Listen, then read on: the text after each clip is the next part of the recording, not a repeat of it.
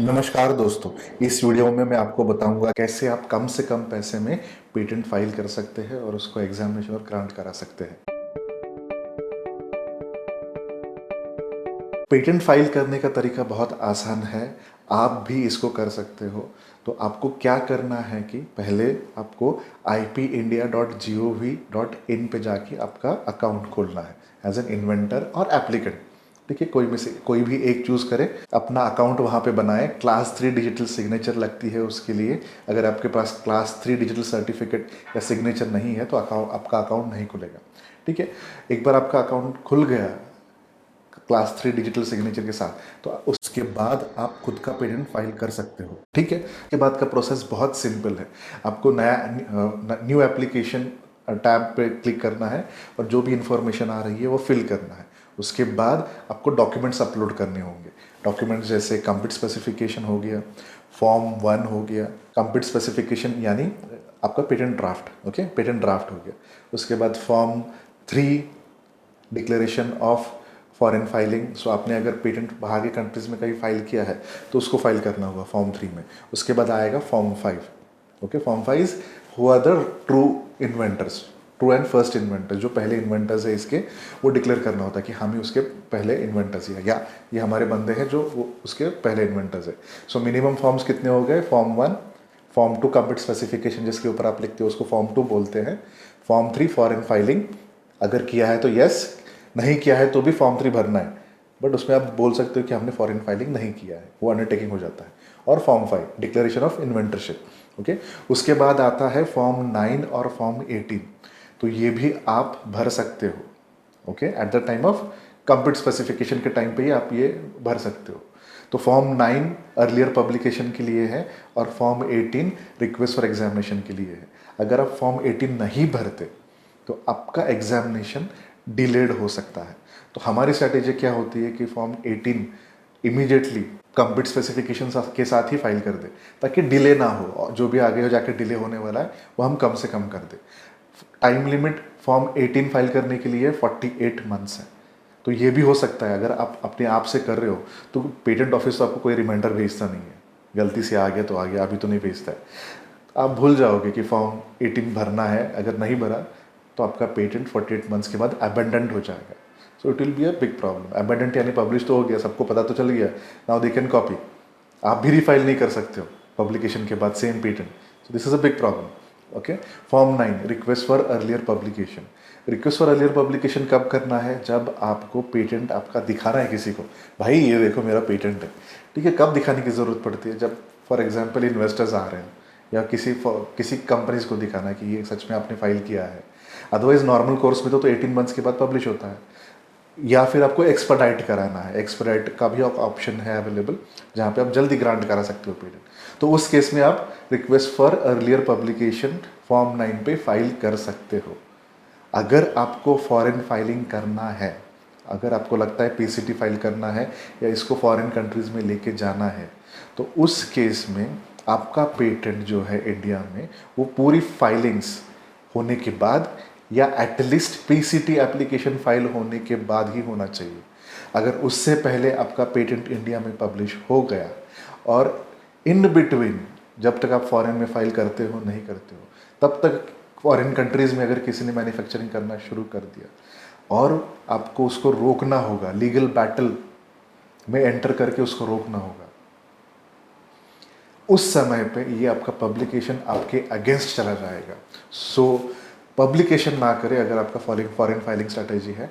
Foreign filing पूरा complete करके या एटलीस्ट पीसीटी फाइल करके फॉरेन फाइलिंग करें। ठीक है, तो ये हो गई पूरी फाइलिंग प्रोसेस। ओके, तो कितना पैसा लगता है? 1600 रुपये फॉर्म 1 का लगता है इंडिविजुअल इन्वेंटर्स के लिए। ओके, 2500 अर्लियर पब्लिकेशन के लिए और 4000 एग्जामिनेशन के लिए। तो मिला के कितना हो गया? 8100 रुपये। ठीक है, इतना ही अमाउंट लगता है अगर आप खुद से फाइल कर रहे हो। अगर आप एक कंसल्टेंट अपॉइंट करते हो एक पेटेंट फाइल करने के लिए, तो उसका खर्चा 1 से 1.5 लाख होता है। तो आप खुद से फाइल करके कितना बचा रहे हो? 1 से 1.5 लाख रुपए। ओके, बट ये लोग इतना चार्ज क्यों करते हैं, ये भी जानना बहुत ज़रूरी है।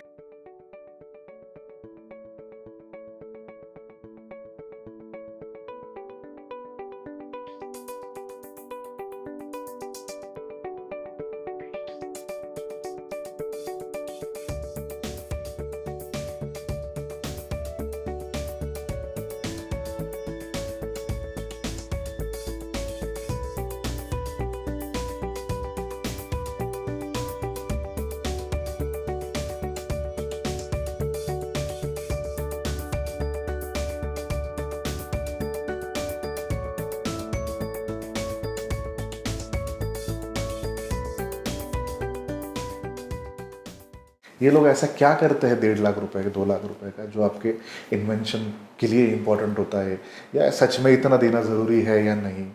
तो ये बहुत सारे लोगों के दिमाग में आता होगा ये सवाल कि भाई इतना पैसा क्यों लगता है। ओके, जब आप डॉक्टर के पास जाते हो तो 5 मिनट का 500 रुपये लेता है। तो ये लोग जो एक्सपर्ट होते हैं, टेक्निकल एक्सपर्ट्स होते हैं, समझ लो इनका भी रेट पर आवर का जो है 500 से 1000 रुपये पकड़ लीजिए, घंटे का बात कर रहे हैं। तो 1 घंटे का 1000, दिन का 8000। ओके, जूनियर लेवल पे, बस बड़े सीनियर लेवल पे तो 10, 20, 21 कुछ भी चल जाता है। ओके, और ये बंदा काम करता है आपकी पेटेंट के ऊपर लगभग 2 से 3 वीक, तो हो गए 80 से 1,20,000।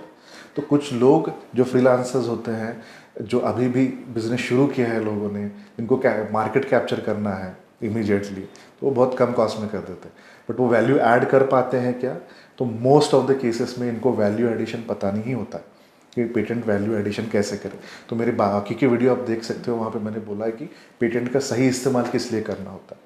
अगर आप पेटेंट फाइल करके आपके कंपटीशन में लोग खड़े हो सकते हैं, तो आपका पेटेंट पूरा वेस्ट है, या पेटेंटिंग स्ट्रैटेजी पूरा वेस्ट है। ओके, तो 1 से 1.5 लाख का डिस्ट्रीब्यूशन कैसे होता है मैं बताता हूँ। ओके, तो पहले तो होता है पेटेंटेबिलिटी सर्च। ये करना बहुत ज़रूरी है पेटेंट फाइल करने से पहले, पेटेंटेबिलिटी सर्च। हाँ, इसमें क्या होता है, नॉवेल्टी एंड इन्वेंटिव स्टेप के ऊपर ओपिनियन आता है। Okay, obviousness, novelty and obviousness, inventive step और ऑब्वियसनेस। तो एज एन इन्वेंटर आपको तो पता चल जाता है कि ये नॉवल है या नहीं। सेम दिखता है, 5 हाथ सेम है, सिर्फ ये उल्टा हो गया। सेम नहीं है तो नॉवल, सेम है तो गया अपना इन्वेंशन। करेक्ट है। सो इतना आपको समझ में आता है। नेक्स्ट है इन्वेंटिव स्टेप। इन्वेंटिव स्टेप में आपकी गड़बड़ हो सकती है बहुत बार। इन्वेंटिव स्टेप कैसा होता है कि डेफिनेशन ऐसा है कि whatever modification you are going to do should not be obvious to a person skilled in art. इसका रियल डेफिनेशन आप मेरे हिंदी के वीडियो में देख सकते हो, पेटेंट प्रोसेस के वीडियो में। ओके, तो ये डिफाइन करना आपके लिए बहुत ही दिक्कत होगा। ओके, तो ये पहले तो समझ में नहीं आएगा कि क्या है, तो उसके साथ बहुत सारे केस लॉस भी आते हैं बीच में, and then it becomes difficult. ये हो गया पहला रीज़न कि आप इवेल्युएट नहीं कर पाओगे आपका इन्वेंशन सच में पेटेंटेबल है या नहीं। 8,000 भर के आपके लाखों के सपने बन सकते हैं। ठीक है, तो पहले ही क्यों ना जान ले कि हम कहाँ पे हैं। करेक्ट है, तो इसके लिए ये कॉस्ट आती है। दूसरा स्टेज पे आता है पेटेंट ड्राफ्टिंग। ओके, सबसे मज़ेदार और सबसे एक्सपेंसिव प्रोसेस। ओके, तो अगर आप जब पेटेंट फाइल करते हो तो वो पब्लिश हो जाता है। जैसे मैंने पहले बोला, कोई भी पेटेंट डॉक्यूमेंट जो भी आप फाइल करते हो पेटेंट ऑफिस के साथ, वो कंपलसरी पब्लिश हो जाता है। मीन्स एक बार फाइल किया आपने तो दोबारा आप भी नहीं फाइल कर पाओगे, वो गया। गलती से अगर रिजेक्ट हो गया तो वो पब्लिक डोमेन में गया, तो देखते रहो कोई आपका अगर कॉपी कर रहा है तो। ठीक है, तो इसमें क्या होता है, प्रोटेक्शन लेना एक चीज़ है और उसको इफेक्टिवली एनफोर्स करना एक अलग बात होता है। ऐसा पेटेंट लिखना बहुत ज़रूरी होता है कि ताकि छोटा छोटा मॉडिफिकेशन करके कोई भाग ना जाए इन्फ्रिंजमेंट से। ओके, फॉर एग्जाम्पल ही देख लीजिए, मैंने अगर फ़ैन का पेटेंट लिया, जस्ट एन एग्जाम्पल, मैंने फ़ैन का पेटेंट ले लिया, तो फ़ैन में आप बोलोगे मेरे फ़ैन में 3 ही पंखे। ओके, तीन ही ब्लेड्स हैं। ओके, ठीक है, आपको पेटेंट मिल गया, चलो ठीक है। ओके, तो मैं आया भाई, इसने तो 3 लिया, मैं क्या करूँ अभी, मैं 4 बनाता हूँ। ठीक है, अब ये डिसाइड हुआ कि आपके डॉक्यूमेंट के ऊपर कि मैं 4 ब्लेड्स के साथ खुद का पेटेंट डाल सकता हूँ या नहीं। पहला चीज़, नॉवल तो है। दूसरा, मैं 4 पंखों को लेके तुम आपका पेटेंट मैं इन्फ्रिंज कर रहा हूँ या कि नहीं। अगर मैं आपका पेटेंट इन्फ्रिंज नहीं कर रहा हूँ तो आपके पेटेंट में कुछ तो प्रॉब्लम है, आपके क्लेम्स में कुछ प्रॉब्लम है। तो आप नहीं चाहोगे कि कोई भी बंदा थोड़ा मॉडिफिकेशन करके नया प्रोडक्ट बना ले और आप कुछ ना करे, देखते रह जाए। तो ये जो एक्सपर्ट्स होते हैं पेटेंट में, जो ड्राफ्ट करते हैं पेटेंट्स, वो ये सारी चीज़ें अच्छी तरह से कवर कर लेते हैं। इतना छोटा मॉडिफिकेशन तो करके कोई निकल नहीं जाएगा। ठीक है, तो इसलिए थोड़ा सा कॉस्ट ज़्यादा होता है। तो इसका कॉस्ट कितना हो सकता है, तो वो 40,000 से लेके 1.5 लाख तक इसका कॉस्ट हो सकता है, डिपेंडिंग अपॉन कितना कॉम्प्लेक्स आपका टेक्नोलॉजी है। ठीक है, तो यहाँ पे अगर आप खुद करते हो तो कितना बच गया, फिर से 50 से 1.5 लाख रुपए आपका सेविंग हो गया, बट रिस्क ऐड कर लिया आपने। नेक्स्ट आता है एग्जामिनेशन, जिसको इंडिया में FER भी बोलते हैं, फर्स्ट एग्जामिनेशन रिपोर्ट। तो पेटेंट तो फाइल कर लिया, एग्जामिनेशन के टाइम पे दिक्कत आ गई, तो खुद तो फाइल किया, अभी पता नहीं क्या कैसे करना है, आगे कैसे करना है, क्वेश्चंस तो बहुत सारा आया है, रिप्लाई कैसे करना है पता नहीं है, ठीक है। तो दौड़ के आप जाते हो पेरेंट ऑफिस के पास, तो वहाँ पे कोई कंट्रोलर मिल जाता है, वो किसी को डायरेक्ट कर देता है, किसी का नंबर या कोई तो फॉरवर्ड कर देते हैं वो कि हेल्प के लिए आपके, करेक्ट है। तो उस टाइम पे जब आप पेटेंट कंसल्टेंट के पास आते हो, अगर आपको एग्जामिनेशन रिपोर्ट आंसर करना नहीं आ रहा है, तब ये लोग बहुत ज़्यादा चार्ज करेंगे। क्यों? आपने तो पहले लिख दिया है कुछ, तो जो बखेड़ा करना था वो तो कर दिया आपने, अब उसी में सब कुछ निपटाना है, उसी को पूरा संवारना है, सजाना है और उसको ग्रांट तक लेके जाना है। ओके, तो इसमें बहुत दिक्कत लगती है। पेटेंट ड्राफ्ट रीड्राफ्ट करना with in the scope of the invention, with in the scope, अब ब्रॉड नहीं कर सकते, नैरो थोड़ा बहुत कर सकते हो। डिस्क्रिप्शन में अगर कुछ प्रॉब्लम आ रहा है तो डिस्क्रिप्शन ऐड नहीं कर सकते, उसमें कुछ एक्सप्लेन करने की ज़रूरत है, आपने ठीक से नहीं लिखा तो वो भी बहुत दिक्कत हो जाती है। कुछ पोर्शन ही मिसिंग है तो भी दिक्कत हो जाती है। तो एग्जामिनेशन के टाइम पे ये सब विद इन द स्कोप करना इज़ अ डिफ़िकल्ट टास्क। जो आपने पैसा ड्राफ्टिंग में बचाया है वो यहाँ पे लग ही जाएगा अगर आपने बाहर कंसल्टेंट को दे दिया तो। ओके, बाहर पेटेंट एजेंट, पेटेंट अटॉर्नी या कंसल्टेंट को दे दिया तो वो उतना चार्ज ही करेगा। बहुत सारे लोग हैं वो चार्ज नहीं करते, पता नहीं उनके पास बिजनेस नहीं होगा, ठीक है। तो अगर आप यहाँ पे कितना कॉस्ट लगता है मैं अगर बताऊँ, अगर ये भी आपने कर लिया तो लगभग 40 से 50 हज़ार आप यहाँ पे सेव कर ले रहे हो, ठीक है। 40 से 50 हज़ार यहाँ पे सेव हो जा रहे हैं। इसके बाद आता है हियरिंग। हियरिंग मीन्स ना ऑनलाइन हियरिंग है, आप मोबाइल पे या PC पे 1-on-1 हियरिंग कर सकते हो। तो हियरिंग में बेसिकली क्या होता है, फिर से वही क्वेश्चन आते हैं, नॉवेल्टी, इन्वेंटिव स्टेप एंड अगर बाकी कंप्लायंस के रिलेटेड इशू है तो वो फिर से वो रेज करते हैं एग्जामिनर, बिकॉज एग्जामिनेशन के टाइम पे लगा कि आपने ठीक से जवाब नहीं दिया या आपने दिया भी है तो वो कन्विंस नहीं है कि आपको पेटेंट मिल जाए, इसलिए तो हियरिंग में फिर से डिस्कस होता है। और इस टाइम पे वो अमेंडमेंट अलाउ नहीं करते, एडिशन नहीं अलाउ करते। यहाँ पे बहुत सारी चीज़ें बहुत स्ट्रिक्ट हो जाती है इस टाइम पे, ठीक है। तो यहाँ पे अगर आप खुद से कर रहे हो तो जनरली लोग यहाँ पे 30,000 हियरिंग अटेंड करने के लिए लेते हैं और 30,000 इसको ड्राफ्ट, मिनिमम 30,000 इसको रिस्पॉन्स ड्राफ्ट करके फाइल करने के लिए लेते हैं। तो यहाँ पे जो है चीज़ें बनती है या बिगड़ती है। ओके, तो यहाँ पे जैसे मैंने पहली बार भी बोला, नॉवेल्टी को ऊपर आपको आंसर करना है तो आप बहुत इजीली आंसर कर पाते हो, एग्जामिनर भी सुन लेता है नॉवेल्टी या आपका इन्वेंशन नया कैसा है। बट इन्वेंटिव स्टेप के ऊपर वो भले ही आप आर्ग्यू कर रहे हो, वो आपका रिस्पॉन्स सुन लेगा बट कंफर्म करेगा नहीं करेगा इसका चांसेस बहुत कम है। जब हम हियरिंग अटेंड करते हैं, जब मेरी टीम हियरिंग अटेंड करती है और अगर फॉर एग्जांपल वहाँ पे इन्वेंटर भी आया है हियरिंग के टाइम पे, तो उनका सिर्फ सुनते हैं, भाई बताओ आपका इन्वेंशन अलग कैसे है, ये मेरे 4 साइटेशंस है बस। दूसरा, कैसे आपका इन्वेंशन काम करता है और इन्वेंशन क्या है, इसके अलावा इन्वेंटर्स का कुछ भी वो नहीं सुनते। नॉवेल्टी के ऊपर सुन लेंगे पर इन्वेंटिव स्टेप के ऊपर वो आर्ग्यू ही नहीं करने देते इन्वेंटर्स को। तो यहाँ पे आपको बहुत बड़ी दिक्कत आ सकती है। ओके, यहाँ पे चीज़ें बनेंगी या बिगड़ेंगी। अगर आप ड्राफ्टिंग के टाइम पे अपने एक्सपर्ट को हायर नहीं किया है, एग्जामिनेशन के टाइम पे भी नहीं किया है, हियरिंग पे हायर कर रहे हो, डेफिनेटली बहुत हाई जाएगा कॉस्ट। एक्सपीरियंस्ड लोग इसको बहुत हाई कॉस्ट में करेंगे। जिनके पास पैसा नहीं है, जो अभी भी शुरू करे बिजनेस, जिनको कुछ नहीं आता, वो भले ही बहुत आपके सिंपल इसमें कर दे। ओके, सो आपका जो ये इन्वेस्टमेंट है, जो भी आप पेटेंट पे कर रहे हो, ये आप कब करो जब आपको सिर्फ प्रोफाइल के लिए पेटेंट बनाना है। अगर आपका सिर्फ प्रोफाइल बढ़ाना है, प्रमोशन लेना है, एकेडमिक पर्पज़ के लिए करना है, तो आप खुद ड्राफ्ट, फाइल, एग्जामिनेशन सब कुछ कर लो। गया तो गया, नहीं आया तो भी कुछ नहीं है, आया तो फ़ायदा ही होगा, प्रोफाइल बढ़ जाएगा। बट अगर आप एक इंडस्ट्रियलिस्ट हो या फिर एस्पायरिंग एंटरप्रेन्योर हो, जिसको एक खुद का बिजनेस या स्टार्टअप शुरू करना है, उसके लिए इट इज़ नॉट रिकमेंडेड, बिल्कुल भी रिकमेंडेड नहीं है। जितना पैसा आप इस पेटेंट में बचा लोगे ना, उतना आपका नुकसान होगा आगे जाके, उतना आपका नुकसान होगा। अगर आप एंटरप्रेन्योर हो तो एंटरप्रेन्योर का एक रिस्पॉन्सिबिलिटी होता है कि बिजनेस बढ़ाना, इनोवेशन एंड बिजनेस बढ़ाना। अगर वो खुद सब करेगा तो बिजनेस कब बढ़ाएगा, करेक्ट है।